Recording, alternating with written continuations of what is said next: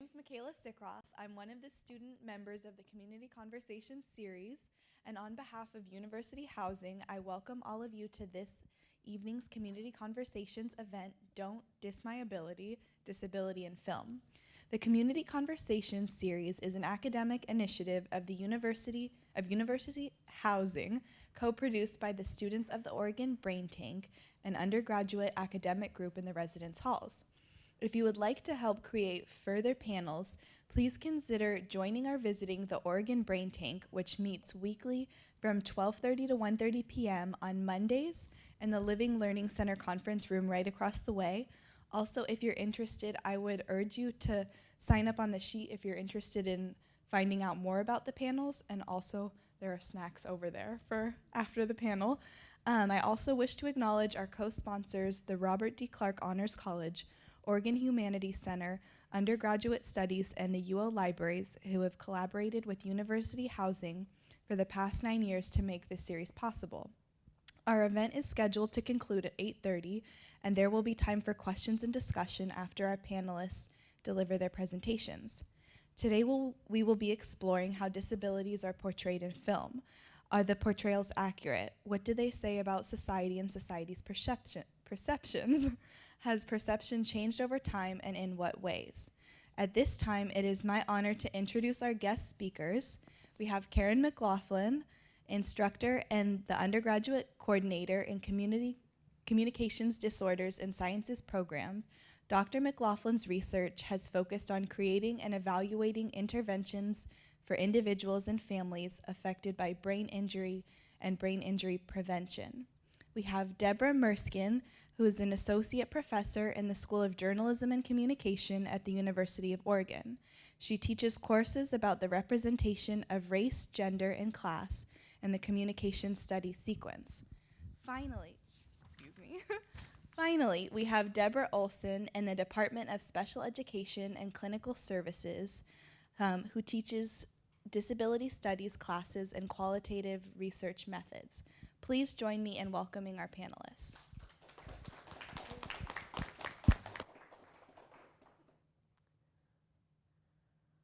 Hi. You all are so far over there. I Yes, know. You're welcome to come closer. Oh, okay, that's okay. So we're going to keep this very informal and going to say just a little bit, show a couple clips, and then really hope to engage you in some conversation. And it's nice to see a few familiar faces from people who have been in my classes, and I'm looking forward to hearing all of you, and because you must be really interested in this topic, otherwise you wouldn't have come out tonight. So, in my disability studies class, looking at media is only one aspect of it. Karen teaches a class that's completely on media and communication disorders, so you might want to look up that class if you're interested in this. Putting a plug in for, yeah, you're welcome. But I always want to start by thinking, why should we look at popular media to examine disability issues in our society, or issues that impact people with disabilities? And I've come up with a number of different things that might be a nice way of kicking off this particular panel. And one of the questions that always comes up in a discussion of media is, does media, particularly Hollywood, reflect our values as a society, or do we shape, or are we shaped by media? And that's kind of a chicken and an egg question. But if it does reflect our values, I think it's really important to look at what that says about our society and the cultural values and attitudes that we have about difference, and sort of the narrow range that we think of as being normal as opposed to normal. So this examination of our cultural values is also an examination of how as a society do we distribute resources? How do we make decisions about services to people with disabilities, inclusive education, or services to children and families? That's a really big question, no matter what era you're asking that question or those questions. But it's particularly important now as we see smaller and smaller resources being divided between and among more and more people with needs. And it's important to remember that many people who are making these kinds of decisions reflect the same, mostly negative, values about people with disabilities. So that's one reason for looking at popular media or popular culture. I think a second reason is that it leads us to examine our own values and inform our actions. And I particularly, in my class, want students who are going to be going into education or human service work or communication disorders or anything, frankly, to examine their values. What kind of expectations do they have of children with disabilities who they might be serving? What are our assumptions that we have embedded that we're not even particularly conscious of? And so in my class, we are sort of continually asking that question. What does that say about us? And the last reason why I think it's important to look at culture is because it really helps us understand what it means to be human. Now, this is a perspective that really comes to us from the humanities rather than some of other disciplines. And I think media helps us examine our own fears and examine exactly what we think of as being human. And it might surprise you, and this is a topic for another time, is that oftentimes people with disabilities are not considered human. And there's a quote that I particularly like by a sociologist who has a disability by the name of Nancy Mayers. And that quote is, "The more perspectives that can be brought to bear on the human experience, even from the slant of a wheelchair or a hospital bed, or through the ears of a blind person or the fingers of someone who's deaf, the richer that experience becomes." So she's saying that people with disabilities enrich our lives. And I don't know that that's a perspective that's particularly portrayed or reflected back to us from our popular culture. So that's what we're going to be exploring tonight. And I think I'm going to stop here and let Karen talk, or Deborah's next, talking about, somebody's next, talking about stereotypes. You can tell we have a very formal presentation here. So I was going to talk about stereotypes, but were you going to go first? Well, Or maybe what I'll do is tips? just give a little background on the approach I bring, Okay. and then Great because idea. it's definitely related to that. It's always fun to see all the different ways of approaching similar material, but through different disciplines. And there's probably no more interdisciplinary field than communication in the mass-mediated version of it, of journalism and communication.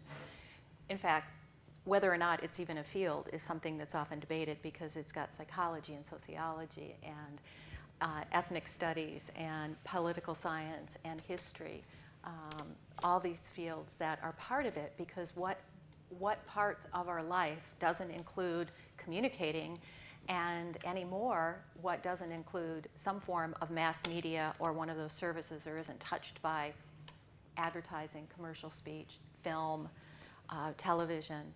And in the work that I do, although I have an admitted dark past, having worked in the advertising industry, what I look at is media as a social institution alongside education, religion, government, as a place of learning and a learning of identity, and learning about ourselves as well as learning about people we may not have yet met. And in particular, it's thinking about if the only place someone goes to, particularly a child, but as we grow up, the only place that say one of us gets information about someone different from ourselves is from what we see in the media, what is he or she likely to come away with thinking they know about someone? And my work particularly on the basis of gender, sexuality, and race. But also in a class that I teach, we teach every term a class called Gender, Diversity, and Media, but I can't speak for other sections, but I do know in mine that we have a section in which we also talk about disability, as well as other ways that groups of people have been marginalized, stereotyped, treated as the other within culture. And there's very many ways of doing that, and asking what role do the media play in contributing to that. And again, does the media reflect society, or does society reflect media? Yeah, no, can be both in that way of doing it. But speaking to saying the primary student audience that I speak to, although that class is also cross-listed with women's studies, and that is as future media practitioners, I see everyone having a great opportunity to do a better job and make a change in the way that media represent everyone, and that the challenge is there then to learn and become very literate in the power the media have in informing the way people view themselves and view others. And the reduction to one-dimensional forms on the basis of some overgeneralized set of characteristics is the foundation of stereotyping, which is something I certainly teach about, but Karen will elaborate on a little bit more, I think, to do from there. So if you wanted to. And maybe I'll give just a little bit about sort of my background and interest, and then yes, I'm going to talk about some of the pervasive stereotypes that we see, particularly in film media. But so I'm a speech language pathologist, which means I'm a professional that works with people who have communication disorders. And I have a particular area of specialty working with adults who have neurological disorders, but I also have a broad sense of this population essentially, which is a smaller subpopulation of this broader population that we talk about in terms of people with disabilities. And I think one thing to keep in mind always is that this is a very heterogeneous group of people that we're talking about when we talk about people with disabilities. But from my communication disorders standpoint, which is different than communications and mass media, I'm intrigued by a couple of things, and they seem to juxtapose one another in a way. So one is that when a person has a difficulty communicating, they're instantly judged as being substandard in our society. We value good communicators, and as the media lens becomes ever more, I guess, ever wider, really it's the people who communicate well, so to speak, that get ahead. So for example, can you imagine a presidential candidate in this day and age who doesn't express themselves very well? We can perhaps identify those individuals because they don't make it to the presidency, do they? Okay, they get tossed aside during the nomination process. So this idea that we're judged by the quality of our communication, and when a person has difficulty communicating, then they are stigmatized. And we have a very narrow window of, again, what we think of as typical or what is normal, and then everything outside of that is not typical, not normal. So we have this, that the minute, for example, that you open your mouth, you might be judged. But then I also work with people with cognitive difficulties, particularly resulting from brain injury. Those are people, if you look at them, you don't understand that they have any disability. When they speak, you may not know, because it's cognitive, it's their thinking. And those are individuals who have a heck of a time explaining that they do in fact have difficulty, that they do in fact need support. So to me, it's a damned if you do, damned if you don't. If you show that you have a disability for whatever reason, then you're discounted. And if you don't show it and try to prove it, you're undermined. And so there's this interesting, I think, again, juxtaposition with the people that I work with. So that's one thing that's particularly interesting to me. And in my class, I teach a lot about the basic facts about communication disorders and what the truth is, and then look at media examples. So I was going to talk a little bit about some of the broad stereotypes that we see in terms of people with disabilities in general in media. And there are a number of them. I've picked some of the prime few, I guess. So how do we see people in films? How are they depicted in terms of their characters? Well, one of the most common stereotypes that we see is the monster/criminal. It's the evildoer. It's the person who has some disfiguration, some injury, for example. We see people with missing limbs and disfigured faces and those kinds of things. And frequently those are characters who are evil. And I think what that allows us to do is, one, I think it helps us disregard the disability, because we're so focused on the evil of the character, we perhaps don't make the link between those two things. But then it also engenders fear in terms of people with disabilities because of all those images of people who are evil, who are criminals, essentially. And there's so many examples like that. Another stereotype is that people with disabilities are maladjusted or that they're weak. We see a lot of examples, and the example I have today is an example of this, where the person with a disability is just not as effective overall. They're weak, they don't put themselves forward, or that they're maladjusted, that they're emotionally maladjusted because of their disability. That, for example, there's no real positive way to think about your disability. You can only sort of wallow in the misery of it, is the sort of impression that you get. I have a hard time saying that with a straight face. And linked to that then is that the stereotype that people with disabilities need help. So we see persistent images of non-disabled people rushing in to help the person with a disability. And sometimes it's physical help, actual physical help, but many times what it is, it's the sort of getting someone moving, you know, getting them to snap out of it and to move on and get a stiff upper lip and just deal with your adversity. And it's that non-disabled person that's going to do that for that person with a disability. And the person with a disability says, oh yes, oh my gosh, what was I thinking? I don't know why I was wallowing in my misery, and I am going to, you know, look forward and be positive. Okay, so then all of that leads to what I think is a prevailing stereotype that is not only in media, but it's very persistent in our society.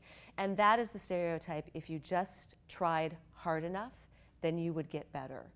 And that, I think, is a really damaging impression. One reason that it's damaging is the idea that everyone with a disability needs to be fixed. And that's not, people don't always view themselves that way.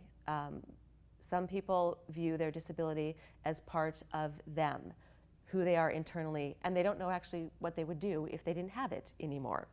But also, what we're seeing is this sort of exacerbation, particularly in the news media, I think, of this idea that if you just have extraordinary willpower and extraordinary faith, that you will get better, because those are the stories that are highlighted. It's the hero stories. It's the person who overcomes something. And that's what gets highlighted. Not the people in their everyday lives, but the people who just put so much effort forth that they somehow got over whatever the issue was. And so that is a stereotype, again, I think is not, it's basically saying that, again, if you just worked hard enough, you could get over it, and that's not true. If you're missing a limb, it won't grow back if you just try hard enough, okay? If you have a stroke and there's an area of your brain that is damaged, it doesn't grow back. And yes, hard work and perseverance is good for everyone in many facets of life, but it doesn't move you into a category of no longer being disabled, okay? And I think it's the rare example, and getting back to what Deborah said too, it's the rare example that allows us to view disability as part of the human condition, where it just so happens that the character has a disability and it's just woven into the story.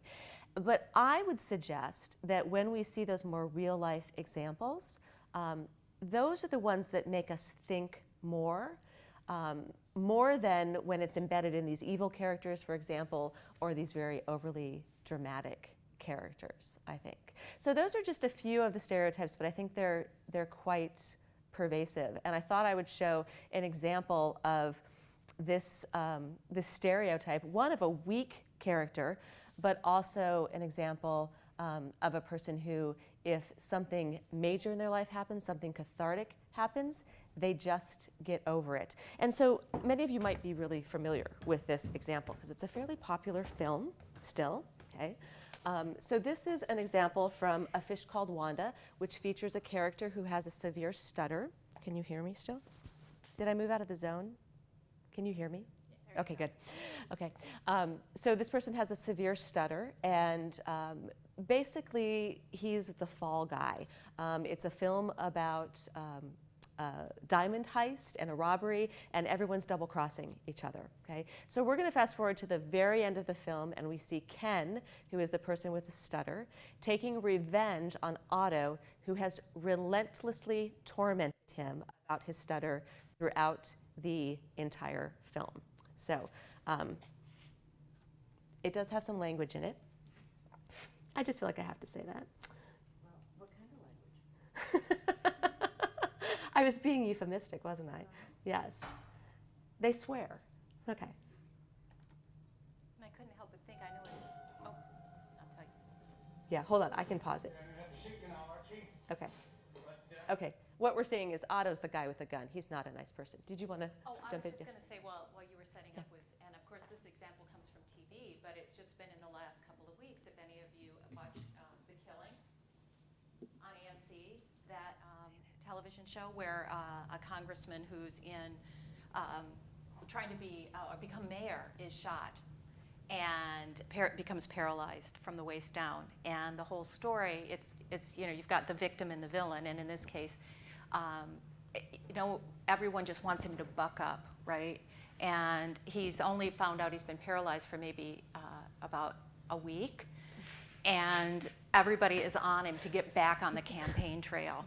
And if he just try hard enough, and they're giving him all these stories of all of these others who have survived, and faced the greatest adversity and overcome it. And so that why shouldn't he do that? And if he just tried hard enough, he could be back out there again, and with no room for empathy or understanding, but it's like really, or what life challenges are going to be, but rather, if he just tried hard enough, he could get up out of that bed. After a week. And so this is a really big hit series on AMC on Sunday nights, and right there. Right. And I think that's really pervasive. We see that, or we see the flip side. We see the person who no longer wants to go on living, and there's rarely that in between. But other people are busy telling them how they should feel, right, and what they should be doing.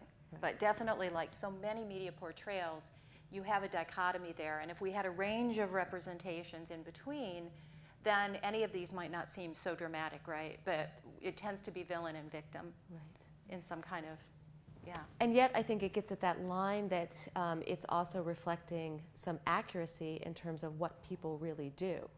That in fact, when a person has that kind of injury, you could conceive of people saying those kinds of unhelpful, incredibly unhelpful things. Yes. Yeah, interesting. Okay, so let me show the wonderful Otto and Ken. A little time before my plane leaves, and I'm longing to humiliate you. Forget that barrel. What? In the barrel. Right. You English. You think you're so superior, don't you? Well, you're the filth of the planet.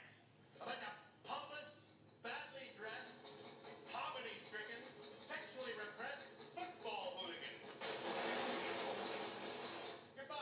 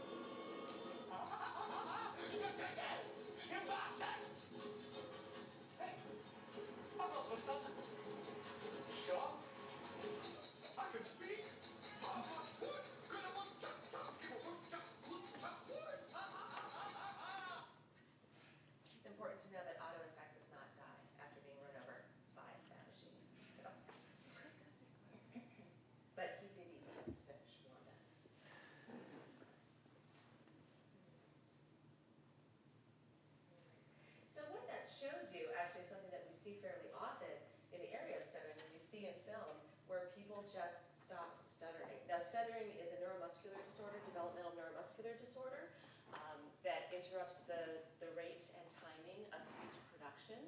And people don't just stop stuttering. They don't just get over it. And yet we see this frequently, and we'll see it with other issues. And so it is this very consistent and pervasive idea that you just get over it. In this case, it's catharsis, but what you're talking about, it's just the people pushing you on and getting you to fight it.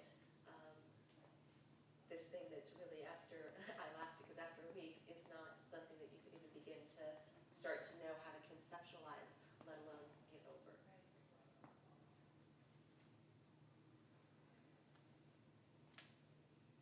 So, I think that's all we have formally, and I think one thing I wanted to put out there too, which is related maybe to what we're saying here in thinking about it, because I know many people here probably bring different ideas to it, but is thinking about the word, what do we mean by disability? What counts, what's included, and often, and you're mentioning news media can help frame, what is normal, what isn't normal, what's a problem. It can also use terms really loosely, like one of my pet peeves is schizophrenia, or we have a schizophrenic market, or we have something and not thinking about how it might affect people. But what do we mean by disability? And we also hear other language used, differing abilities, differently abled are terms that are sometimes used in it to say, well, wait a minute, it depends. Through whose eyes is this something that's a disadvantage in life? Like you're saying, if someone's born blind and that's the world he or she has known, that is the world. And so to say, in some ways that isn't, but if we start going down the list of what might be counted or what's considered a disability in life and what's considered that in media, then what counts? And I was just thinking of some of the topics in that you hear and what could be considered in television shows like Glee, or CSI has someone who is almost always the bad person, the villain is the disabled person. American Horror Story, Down syndrome. Is it physical? Is it psychological? Both? What counts when you're talking about disabilities? Children of a Lesser God, to be deaf. My Left Foot, Born on the 4th of July. Maybe you can think of other films in that. A Beautiful Mind. All of these differing aspects of identity and being a human being, what counts, I think, is one of the first questions that we have to ask as disability. And how is that represented? The universal symbol for disability is what? If you know, it's like, say, the stall in the bathroom or a place in a building. What's the icon that's used? A wheelchair. Yeah, yeah. And a man, right, in a wheelchair. I think the figure is something like that in there. So somehow that's become the universal sign, just like the crosswalk person is male and bent, right? Ready to go. On there. But that's the universal symbol for that for some reason. So that says, well, that's physical. But many of us know, well, that's one way. So I think that's an important part of it too. And then what are the stereotypical representations? And is it based on firsthand experience? If you know someone, or perhaps you yourself have a physical or psychological challenge, is it different than if you've never met anyone or you rely only on what, say, films have to say this is like? And what information's out there in the media, if that's what you receive, then what might you think about yourself or someone else if you're going to base on it? And I think one of the things we talked about before coming to this is the role of humor. And does that further internalize feelings, perhaps, of shame, of alienation, of fear, of misunderstanding, by laughing at differing abilities, or does it help us process it? And I think that's part of what, Deborah, you were going to talk about in some of your examples too. Yeah. Yes, I can. Okay. So I have one clip that I want to show. How many of you have seen the movie Tropic Thunder? Yeah. So you're probably familiar with the very controversial scene of that's known as "Never Go Full Retard." Yeah. So. So do I have the right? Huh? I used your link, but I think it's the trailer. Is that correct? Yeah. Okay. So this is a movie that is a satire, and as a satire, I think the producers, directors felt it was rather misunderstood, when actually, as a satire, it probably just missed the point. The criticism of the use of this word, retard, has been somewhat mediated by the fact that it's used by two characters in the movie who are fairly discredited characters. They're not heroes, they're pretty shallow people. And the movie is, if you haven't seen it, it's a satire on Hollywood and actors in particular. So we have two characters in this scene. One of them is Ben Stiller, who has made his name as an actor of film, in a film where he played somebody with mental retardation, or a very simple kind of Forrest Gump type character. You might be familiar with Forrest Gump. And that's his claim to fame. The other character is Robert Downey Jr. in blackface, playing in this movie somebody who's African American. So that in and of itself is a little peculiar. So it's a very short clip and they talk very fast. So let me set it up a little bit more. Ben Stiller says, you know, when he played, I think it was Simple Jack or something, that character, he really got into it until he actually felt like he had mental retardation. And the other character, Robert Downey Jr., who you probably won't even recognize if you're familiar with him in Iron Man, this is just doesn't look like him at all. But he says, well, you know, you never do that. And then he goes on to say what mental retardation is by calling it retard. So understand that the impact of the word retard is going to sort of be strong on you. But get past that and look at what he's saying about mental retardation and the way our society thinks about mental retardation, if you can. Okay, I might have to. Oopsie. Okay, so I need to pick the. Oh, sorry. This is. Takes place on the set of another movie being made with actors playing actors. But using movies within movies has been successful before. As you'll see in this story, only on date. No, this is not. I'm on the scene right now. The scene is about emotionality. Where is it? Ah, guys, I am dealing with a bunch of prima donnas. Uh-oh. In Tropic Thunder, Ben Stiller, Jack Black, and Robert Downey Jr. are egotistical actors. I can't get to the bottom of this where the links are. Maybe that's, there I go. Okay, sorry. Yes, no, I was, well, okay, here we go. There were times when I was doing Jack that I actually felt retarded, like really retarded. In a weird way, I had to sort of just free myself up to believe that it was okay to be stupid or dumb. Yeah, speak up. Exactly. It is. When I was playing the character. When it's a character. Yeah, I mean, as a kid. That's it. Stop working with Mercury. It's how science makes art. Yeah. You know this. It's what we do, right? Yeah. Everybody knows you never go full retard. What do you mean? Check it out. Dustin Hoffman, Rain Man, look retarded, act retarded. Not retarded. Captain pitch to your cards. Autistic. Shut. Not retarded. Maybe Tom Hanks, Forrest Gump. Low, yes, retarded, maybe. Braces on his head. But he trying to pants up next to him. Want a ping pong competition? That ain't retarded. You went full retard, man. Never go full retard.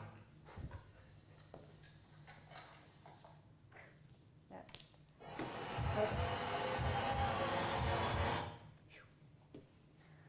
So what do you think of that?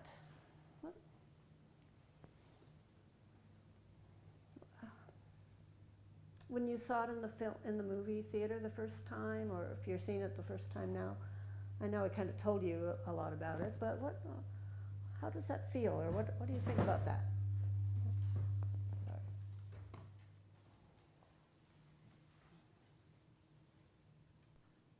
Yeah. So I guess I was bothered by the fact that they kind of implied that someone with mental retardation doesn't have any talent, Mm-hmm. which isn't necessarily accurate. Right. Anybody else want to say something? Yeah, you look like. I didn't see it in theaters, but I saw it on my own. And I think just because I didn't take the movie very seriously, I think it just kind of went over my head. But now, when I see this context, I see how severe it is and how damaging it can be. But I think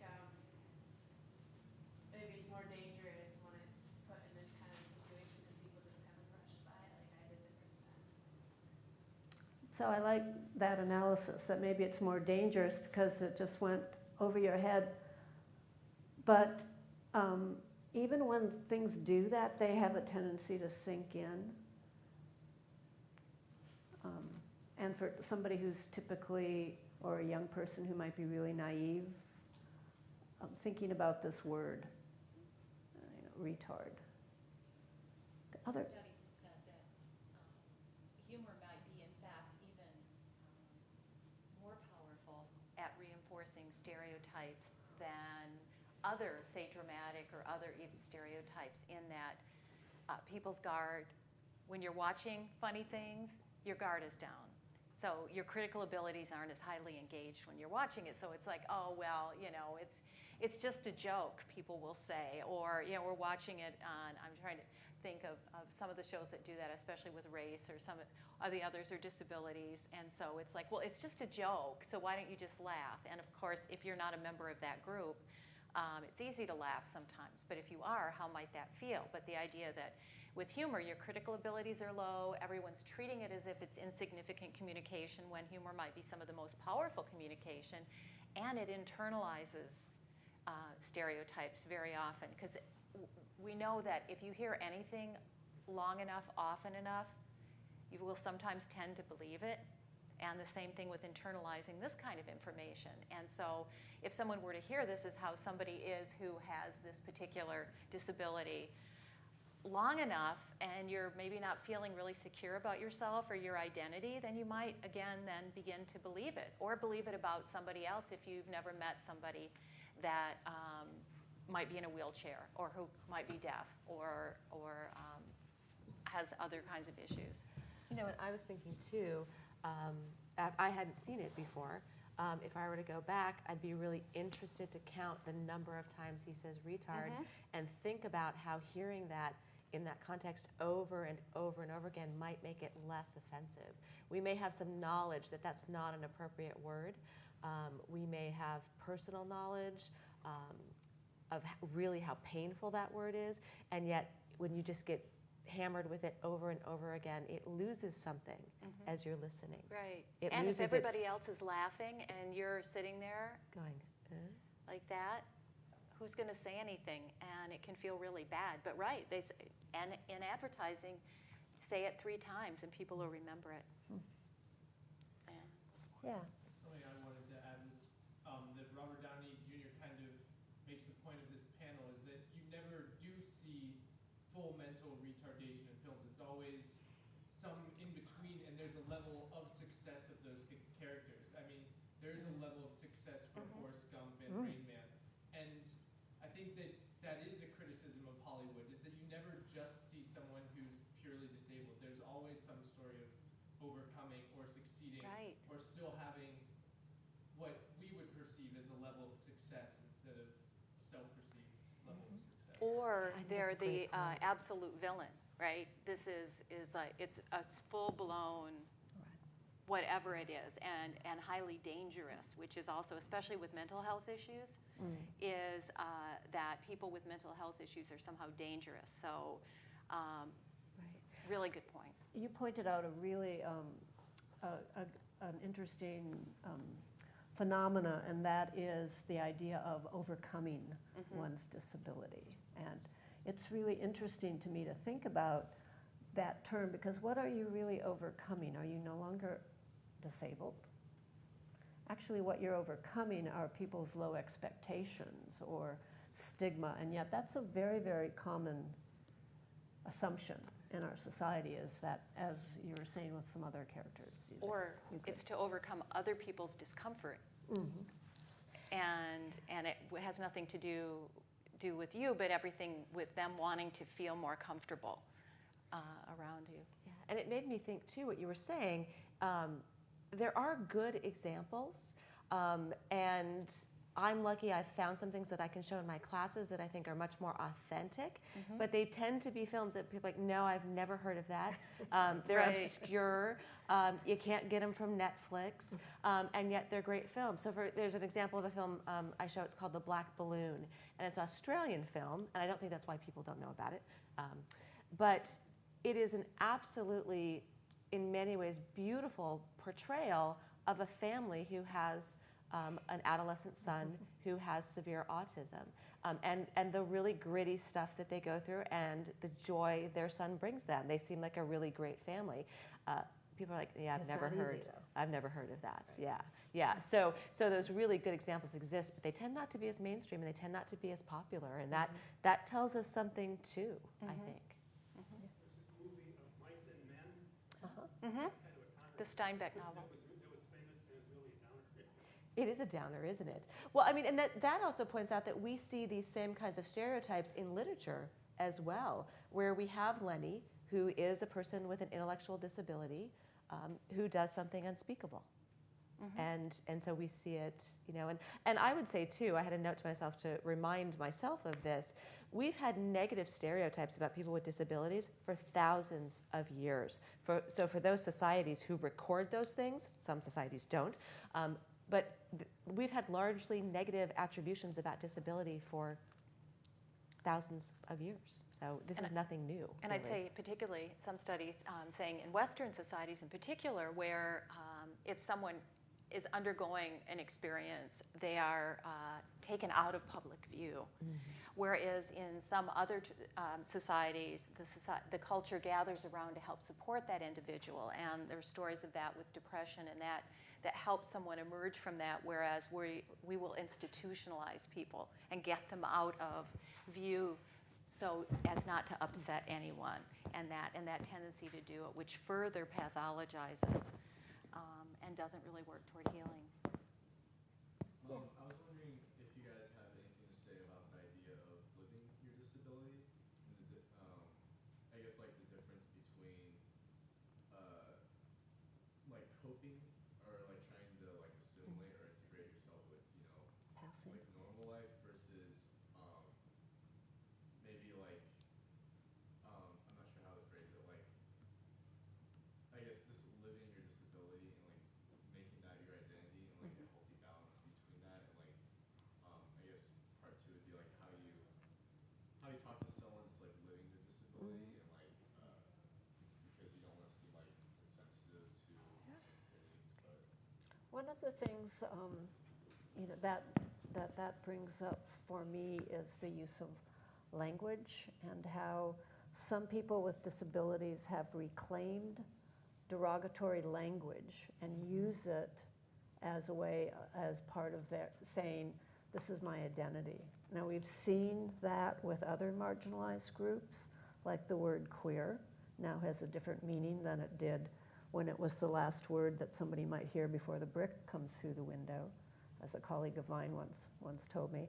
And now people use that as that's part of one's identity. So I was first aware of this back in the 1970s when I had a colleague who, on his accessible van, because he used a wheelchair, his license plate was Crip 1. And I thought, oh. So there's a comedy group called the Rye Crips, W-R-Y. And people with different disabilities might use language among themselves that outsiders wouldn't be comfortable using. So there is something called disability culture, disability identity. And for perhaps you might want to talk about the deaf community doesn't see itself as having a disability and see deafness as part of their identity. They're deaf with a capital D as opposed to a small d. So there are examples of that, and sometimes we get uncomfortable because language has changed, like mental retardation is no longer a professional term. It's now cognitive limitations or intellectual disabilities. Before mental retardation, it was mental deficiency. Before mental deficiency, it was, as the Robert Downey Jr. character said, moron and imbecile. Those were once professional terms that meant mental retardation. Say deaf and dumb. Yeah, right. So, and that was a very common professional term. So the language changes as people sort of say, no, I don't want to be called that anymore. And that makes us uncomfortable. What do we say then to somebody? We don't want to be insensitive. You know, that's a good thing. I think it's time that we're uncomfortable, And frankly. ask questions. And ask Right. questions. Ask questions and see how people refer to themselves. And maybe if you become a close enough friend, you could use some of those terms too, but I also maybe think, I also think around language, language I think is one of the most powerful things and one of the things we're most feeling awkward about too, because we're not quite sure, and we have to kind of negotiate that just as we have to do with anyone else who's different. But that you want to not use language that is so deficit focused, and we do this, I think, rather unintentionally. We say things like, oh, did you do that by yourself? Which doesn't sound on the face of it particularly nasty, but if you're a person who's been persistently perceived as not being able to be independent, it's just like one more zinger thrown at you. So even watching those more subtle kinds of language things that have some underlying assumptions, and then I think, and I tell my students in my class this, you find places too, and you talk to people, for example, a person who has a disability, and you essentially try to get permission to screw up sometimes. You have to be willing to sometimes put yourself out there and stick your foot in it, and then learn from that mistake. And I think that's really hard to do. I mean, I remember some absolutely cringing experiences in my own life where I said the wrong thing, but I think most people who perceive themselves as different from you, regardless of what we're talking about, are going to recognize just an authentic interest and the desire to see someone just as a person, too. Mm-hmm. Yeah. But that is a very common thing you're talking about, where people, I like that idea of living your disability versus constantly trying to fix it or to present yourself as normal. I think that's a really good way to see that. And we see that some people who are very strong disability activists, and some people who are just living their lives. Mm-hmm. Yeah. But it's not, there's actually more room for that than there was, say, even 30 or 40 years ago. Yeah, because for example, if you walked this campus 40 years ago and you walk this campus now, it's really different. You know, we have many more students, for example, who have psychological issues, who have learning disabilities, et cetera, et cetera. We're much better able to welcome a broader range of people onto this campus. So. Well, even just a few years ago, I think it would be safe to say most of the buildings were not wheelchair accessible. Right. And that's been a huge thing that has gone. Elevators. How many of the buildings don't have them in terms of thinking about where your classes are going to be held and how you're going to get there, or just being able to get in. And so now that we're doing newer building or retrofitting buildings and doing that, but that's all very recent on this campus. And that, you know, that's has an interesting impact when you think about it. So I used to have an office that was not accessible. You could only reach it by stairs. And so I'm in communication disorders and sciences. I'm like, this is really perfect. Mm-hmm. So it always bugged me. Then I got a student who had a physical disability and she couldn't get upstairs. So I had to get a conference room to have my office hours. Well, that in and of itself, again, is not such a horrible thing, but it's just pointing out one more time that that person is different, that they need something different because my office isn't accessible. And that just used to torque me. Mm-hmm. Like, could we just at least get a dumbwaiter? We could like climb the dumbwaiter and go up and down it. I was just like, and so, but that was one of the things they fixed in the College of Education too. Right, So, right. Yeah, But things like that.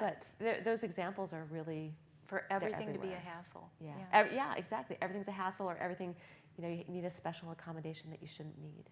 Right. Yeah. Where people couldn't take all the classes they wanted because it depended where the class was being given.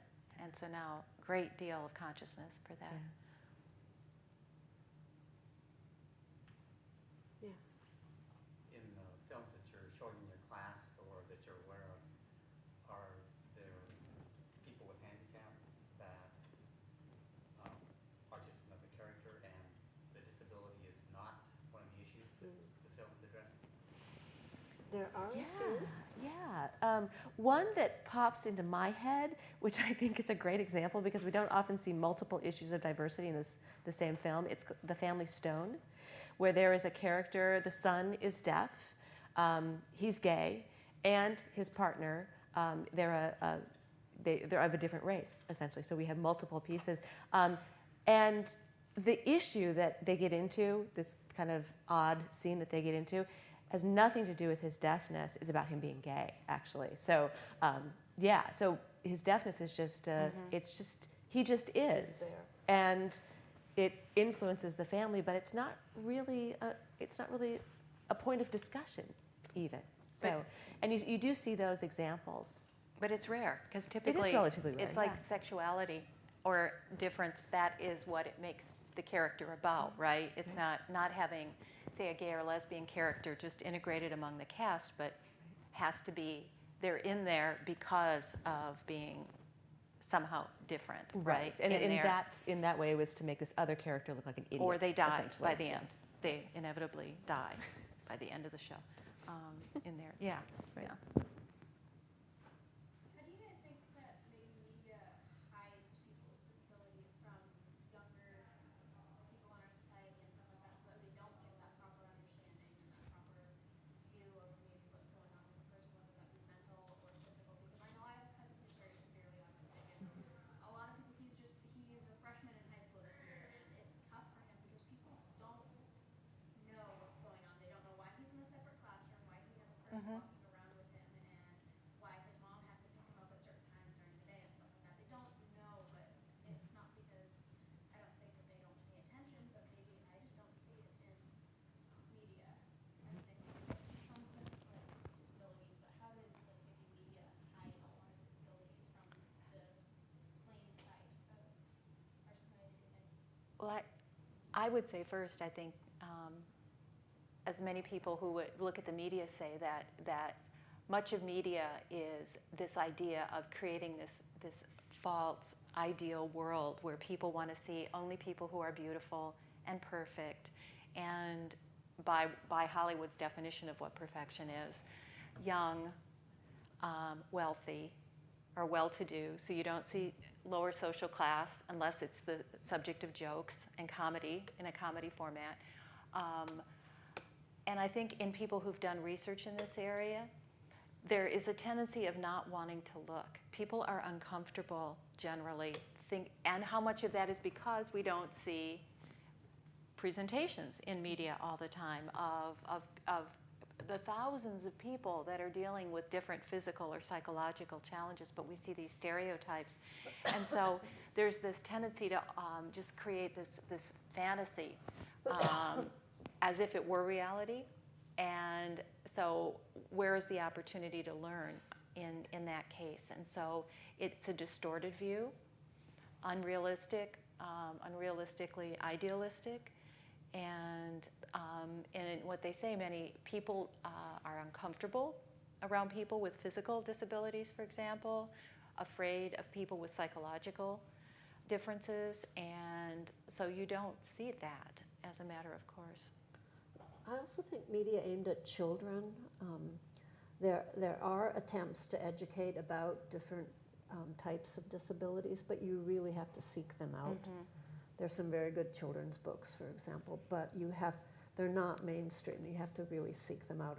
Our public library, the Eugene Public Library, is a great children's book section, and there's a lot of really good stuff there about different kinds of disabilities, but you just don't see it in sort of the mainstream kind of things that kids might watch. You know, would you consider South Park a good example? Right. You know, that's not even, probably So, not. and what does that do in terms of either seeing yourself reflected back, if you're a child dealing with any of this and wanting to see what Right. other kids are doing, Yeah. and there's no example, so you're pretty invisible. And the same, I hope you can see how this applies to race as well.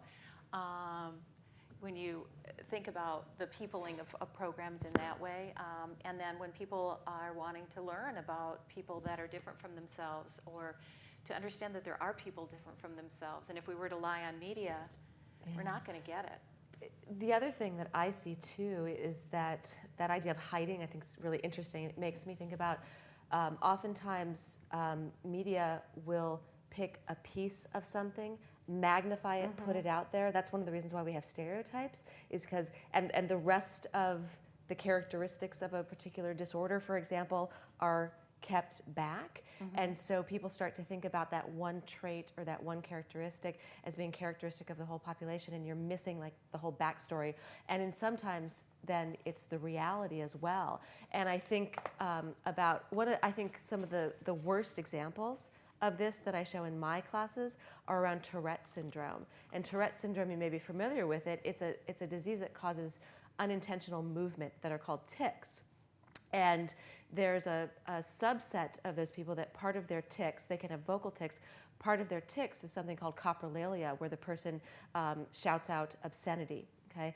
And what you see are media examples of that part. Well, about less than 10% of Tourette's even have that. And when they do, it's fairly random and what we call stereotyped. So it's not, creative, what you see, for example, the film Deuce Bigelow, Male Gigolo, I can't say it.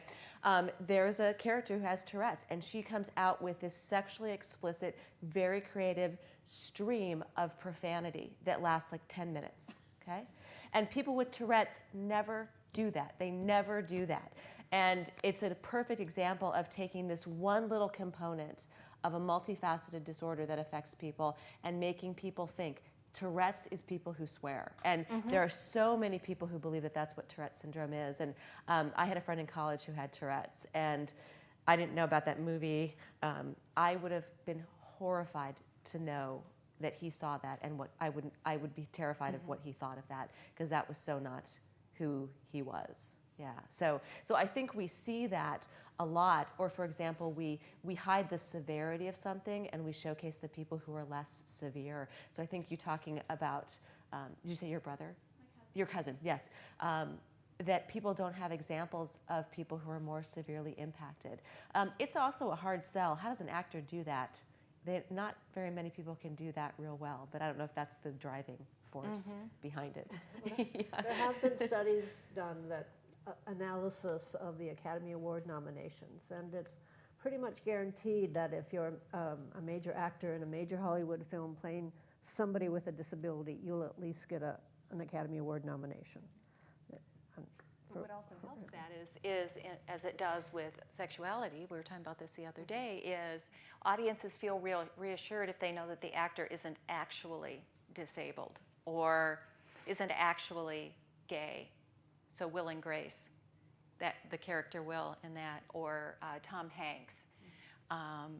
In the movies, there's a way that, or Brokeback Mountain, to feel better, right, watching. And does that really improve things, or is that a further cloaking by having that? Or you get a few programs right now that have characters with Down syndrome in them, and yet one is American Horror Story, which is a bizarre, perverse sort of telling anyway. So when you people that, there has only been 1 or 2 shows that have actually had just be a regular kid in a family and do that. But it's in there with the bizarre or the horrifying. Yeah. I never really thought about this until you just brought up actors without handicaps playing handicapped actors, and I think in Glee, the kid in the wheelchair is actually handicapped, and there's a scene in the show where he actually starts dancing, and I remember there was a lot of pushback from that community that they hadn't chosen a handicapped actor for that position, Right. young actress who is who has Downs syndrome. Yes. And I think that they're trying to make up for their errors in another way. And I just think Yeah. I hadn't noticed that until you brought that up. Yet she but- follows Sue around, which is bizarre. Yeah, exactly. Really? Yeah. But she says some really strong, positive things. And the two of them have done some public service announcements about language, about the term mental retardation. So she's using that vehicle to promote something positive. But there has been a pushback from the disability community about that very issue. And then talking about people who are deaf, that's an interesting area for me. So in this communication disorders area, a person who can't hear, technically, that's an impairment to the normal hearing system. But there are people who are culturally and linguistically deaf, and they just view it as a cultural and language difference. And so you see the persistent use of characters who are supposed to be deaf being played by hearing people throughout history, and it continues when there's no reason, and that's just one example, there's no reason why you couldn't have an actor who actually had that condition. There was So just and you could Marley take out deaf Matlin. and you could put in other things. Yeah. I think she was the only one, Marley Matlin. Right. was- For a long time. Now we're seeing more deaf characters. So, for example, that ABC show, Switched at Birth. All of the characters who are supposed to be deaf are, in fact, played by deaf actors. Yeah. Yeah. And that has some good messages. It's a little bit saccharine for my taste, but yeah. But I think maybe I'm not the population that they're trying to get. Yeah. So, but but that is a fairly persistent issue. But what's great about it? It got brought up. 20 years ago, no one would have noticed. No one would have even said anything about it. So it's good that they got some pushback. Now, I agree with I think your assessment was, so they brought this other person on to try to make up for it. They've done some good things with that, but it doesn't necessarily make up for the other. Yeah. Other comments, reactions? Yeah. Earlier you mentioned that the incidence of people being diagnosed with certain mental health issues is rising on college campuses, for instance. I was wondering if you think that in any way cheapens the diagnosis of mental illness, the fact that if it's better diagnosis, or if the criteria for having some sort of Excellent question. Yeah. Well, I think specific to our campus, I don't think it represents a greater number of diagnoses. I think it represents that people with a certain kind of diagnosis feel more able to come onto a college campus. They feel it's more accessible. So that's a positive, I think. I don't think they get to college and then they're identified, although that sometimes happens with different learning issues and that sort of thing that happens. So I think it represents more access in some ways. Now, the issue of over-identification, probably not in that arena, not one I can necessarily speak to, not really my area of expertise, but I think that's a concern. And we see that as a concern with different issues with children, for example, like all of a sudden, every child has autism or every child has attention deficit disorder. Driven by the pharmaceutical Yeah. industry is So, a concern. so it's not something I'm super knowledgeable about, but I think it is Right. at issue as well. At the same time, and this is, can media help with this? Even if humor is used at times, but is less stigmatized nature of some particularly psychological challenges.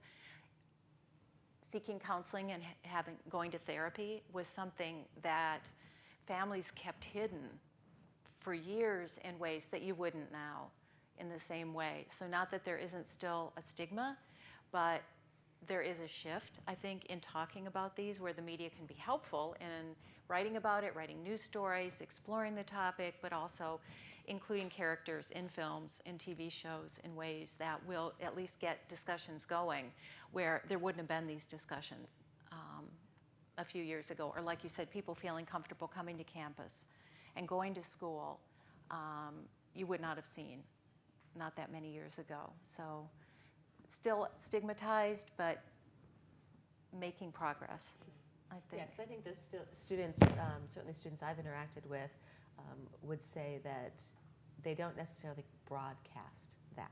Yeah. So that's not something you don't stand up in your class and go, hey everyone, by the way, I have depression and they've switched my medication and I'm really not functioning very well today.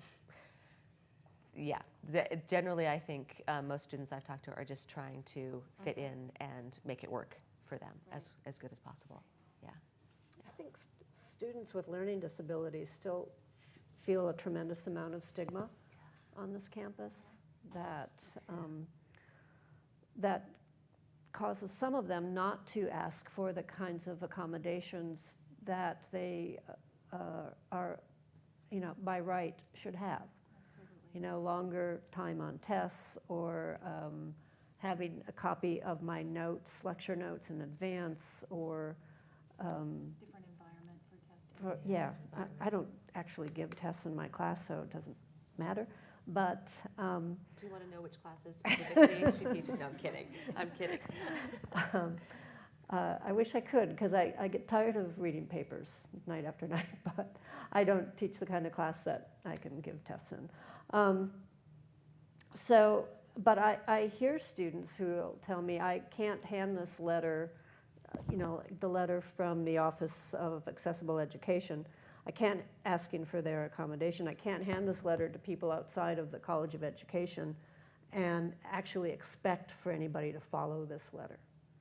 So they're saying that, in the College of Education, we take the letter and say, oh yeah, okay, this is great, fine, tell me what you need. And in other parts of campus, their letter gets thrown in the waste paper basket and their requests are ignored. So that kind of stigma for somebody with an invisible disability is still very prevalent and unfortunate.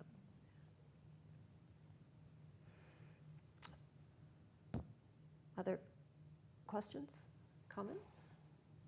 Yeah. I get it. You all mentioned the fact that there are positives, a lot of positives, I want to say. But I guess overcoming, but then there's a lot of the villainization of certain characters in media. And I wonder, in your opinion, is it better to put them in the media as just put them in media in general, or rather remove them from the media altogether, but not villainize them or make them the heroes, I guess. I wonder if there just needs to be a balance, or if any of you had a preference in that. I worded that for you. No, I get it. Yeah. Well, Hollywood tell us that there's no point in making movies about the ordinary. Although there was a great movie once called Ordinary Life, but so I think that's really sort of a double-edged sword. I don't know that I have an answer for that. Yeah, the world according to Karen. I don't know. I guess what I wish is that, and I don't know how to achieve this exactly, but I guess I wish that those examples started conversations instead of washing over us, like you were talking about. It just kind of, it just goes, yes, it just washes over you. So I don't know what that would be. Would it be, for example, a balance where we see disabled characters here and we see them here and, oh, they're a villain? Would that start a more normalized conversation? And then would we all be less offended by those villainous characters if there was balance, for example? I don't know. But yeah, I guess I just wish there was an awareness to stop and say, why does that person in the James Bond film have a missing hand and horrible burn scars on his face, for example, and he's trying to kill James Bond? Why is that there? Why we don't see people like that in other characterizations? Yeah. I like that you brought up Family Stone, because it does kind of downplay the importance of having a disability, but at the same time, it's those roles that I personally would like to see, but those aren't the roles that bring up conversations. Because, like you said, it's not his defining feature. The defining feature about him in that film is that he is gay. And so, he's not the hero, he's not a villain, but it's also also not important enough in the film, I guess, to be a discussion. So I think that maybe the only way to bring it up in discussion is to make them the villain or to make them the hero. But I like. Well, certainly the full retard started a lot of discussion, and it was kind of like a slap in the face discussion, unfortunately, but all kinds of groups, from the ARC to the Kennedy Foundation to senators, came out saying that that's not an acceptable use of that term. And the movie had a website where they sold T-shirts that actually said "never go full retard" on the T-shirt. And that got taken down within like a week of the controversy starting. And there were editors, there were letters to the editor and editorializing. There was a lovely editor, or there was a lovely commentary in the Register Guard by a national press person, I can't remember her name, but who is a parent of a child with Down syndrome. And she talked about what that meant to her family to hear that word. And it was a very, very powerful thing, and people might actually have read it, which was kind of, so there was kind of a conversation about that. And I think, like you said, that's really a very, very good thing. But I also think if we just see people who are just part of everyday lives, you know, that's what. We need to make the stereotypes uninhabitable, right? To see them, to see why this would be. I mean, the mad scientist has been a stock character of the horror film genre, and if you think about horror film, slasher film, all the worst that you can be, these are all have that. And so to stop a minute and develop critical literacy skills in that, to say, and then be able to help people understand why these are problematic, because I'm sure there was the group just saying about like the movie you're talking about, oh, it's just a joke. It's a comedy. It's okay to do that in comedy. Right now. And, but are there limits? I think we need to say, and I think we would say there are, because there isn't a full range of representations out there. It makes these extremes there, and the point is to make them uninhabitable. And I wonder too, if there were more films like that, so there's this one example, and he just happens to be deaf, that's just part of it. If we saw that more often and that was our norm, then we would pay attention when it was different. But the norm is the reverse. The norm is that the person with a disability has some of these unique and often evil characteristics. And so we're used to that. We're less used to the everyday. So if we had a different norm, I think, then it would maybe start a conversation. Or you might just stop and think, well, why was that person deaf? Or why did that person have a disfigurement or whatever? Because there are no accidents in casting and doing that. It's all Or very makeup. intentional. So why is it that you have a physically scarred person be evil? And almost always only evil. And so say, why was that creative choice made? And a lot of that is unintentional, and that's the point of getting at and saying, no, we need to, part of what makes it so powerful is we maybe pay so little attention to it. And if we start paying attention to these choices that are being made.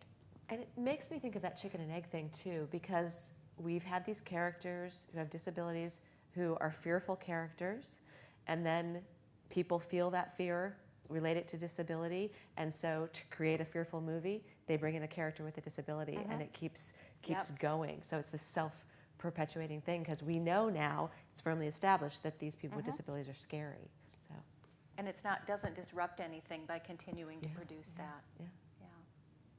Let me throw out an idea. What do you think how society is going to look, maybe 10, 15 years from now, at people who are missing limbs because of the large number of war veterans who are returning, who have been saved from wounds that during Vietnam they probably would have died. And so the medical advances have tremendously saved lives that wouldn't have been saved.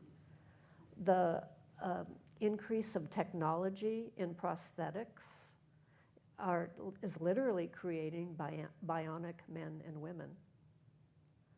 And so the pendulum, I think, has swung a little bit where we're sort of fascinated by that technology, like, ooh, isn't that cool? But do you think that's going to become sort of more the norm of people who have prosthetics and use prosthetics in their everyday lives? Well, That we will not see the character with the hook who has been scaring our generation since we were very young and continues to be used in characters who scare probably your And maybe generation as well. that becomes normalized, because one of the articles that I assign in my class looks at it and talks about there being a super crip stereotype. So it's the athlete, the person who has the prosthetic device or that, but goes on to continue to be a super athlete. But now we're saying with returning there, with more and more people in our society that are everyday people. Not the super. So what are you Right. guys seeing in terms of What do you media about returning vets and that sort of thing? What are the kinds of media stories that you're seeing around those issues? You're all looking at me like, I don't have time to watch TV. Yeah. But what do you And see? on one hand, maybe this is good. Maybe too much film and TV is, we need to get away from that in order to get away from these stereotypes, right? We've got a couple of hands raised, yeah. Yeah. I've seen like photo galleries of like black and white photos of like soldiers with amputations, so it's kind of portrayed as like a tragedy or something that's kind of like Art. slightly romanticized and Yes. a tragedy. So. It's not a war veteran, but I remember at the last Olympics there was a Greek athlete, and they said that his prosthetics gave him too much of an advantage. And I think that they were just overlooking the fact that he's still had to overcome this disability, you know. He's had to work so much harder to become accustomed to prosthetics, and yet they're saying these prosthetics give him too much of an advantage. And I think that maybe the pendulum has already swung, that, you know, we're saying what disability, I guess. So. Yeah. As artificial intelligence have been films and movies all this time, I think as limbs and stuff are prosthetics are becoming more and more out there, maybe they'll start being like, I don't know, superheroes or something with prosthetic super limbs and whatnot. I wouldn't be surprised. Interesting. It is that. I think that's accurate. It's the new bionic man or the new bionic woman. So I do. Oh, go ahead. Yeah. Well, it's kind of like going off for Iron Man. Yeah. He has his heart replaced by this super awesome element, and then he creates this bionic suit that goes with it. You know, automatically he's this awesome superhero who everybody idolizes and stuff like that. He goes from being a person who produces warheads and arms to somebody who's trying to stop the military industry and stuff like that from taking over the world. So I guess it's kind of already started. Just it's kind of an underlying thing that people don't really read into maybe yet. It's that all of these examples though are those rather extraordinary examples. Yeah. Yeah, and at the same time, like in, I don't know, like for example, like Street Makeover or Home Edition or like those kind of shows, you're seeing a lot of, oh, they had this disability and then, you know, they overcame, you know, now they're more normal. The fighting spirit. They fought it and now they're all better. And, you know, so I think like maybe in the more, like the larger movies, we're going to be seeing more of like the bionic. I think in the small screen, we're still seeing the overcoming. Yes. And the tugging at your heartstrings. That one, yeah. But I think the point that was raised here too with all this augmentation, we were seeing so much to people augmenting their bodies anyway, right? Right. Enhancements or surgeries or changing what would have been, say, the natural or the one someone's born with, and you can simply, you can buy, you can carve, you can sculpt, you can add on, you can do so many of these things, inject with the body as it is now. Then in some of these other ways, the whole view is the body as a whole malleable being. Like saying could in 10, 20 years be thought of more as that. You know, you buy, literally objectified in terms of you buy the parts that go together. which could, in fact, take some of the stigma away from so-called, having some of these. But that's a whole creepy kind of direction. At the end, But a possible direction of saying that with a lot of the way and of generating tissue in the lab and doing some of these other things that organs, so forth, of building bodies that could be quite different. I don't have any last So words. I on this wonder, just kind of final thoughts. I mean, do you have a sense of how impacted you are by media? Because I don't know if I do. I don't know if I can really get a handle on that, like how many messages get through me. I think, Deborah, you would tell me that a lot more than I realize are getting through me. But do you feel like you've seen the humorous examples, you've kind of gone along with the stereotype and the humor, or taking the villains as they are? Or is that asking a fish what the water is like? Yeah. I mean, can any of us say that we have it, I guess, is the question.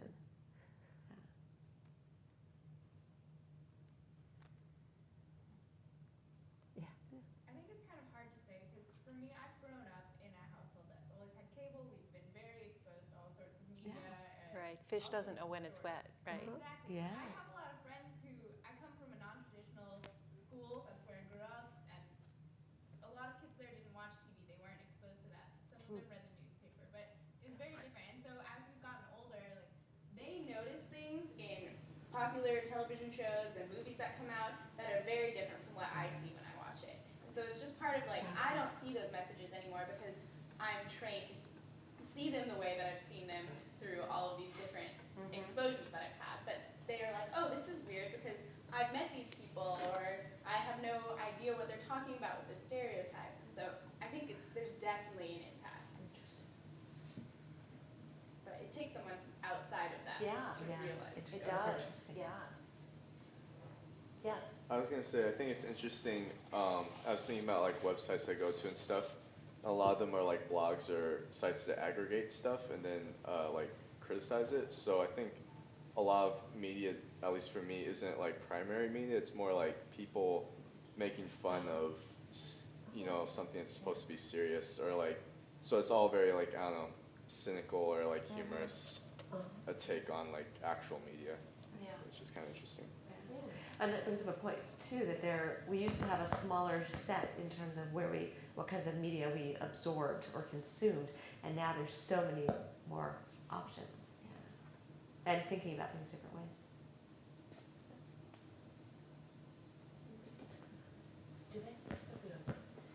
This bibliography, this was something that was put together by the library, is that right? But this actually, I was able to just do a search on the U of O homepage, and they put together the selected readings and also some films that you can actually check out from the Night Library that deal with some of these issues. Look at that lovely family. Yes. So I think they picked some really good, some more sort of encyclopedic kinds of things, other more sort of collective writings, and then some good films. So so check it out. I think they're good. It's available on the library website. If you guys search community conversations on the UO page. And that's what I searched for. Perfect. Yeah. And Okay. you can find our updated schedule for all of the community conversations that we have. We have one coming up next week on the 8th, if you guys are interested. And you can always check us out on the other one. On Facebook, the link is right there. And you can just search for us. We're all over the internet. So, yeah. Great. Oh, and there are copies of the bibliography if you're interested on the table with the snack. Great. Yeah. Well, thank you All for right, having thank us. you so much. Yeah, thank you very What a much. good audience. Good night. Appreciate it. Yeah.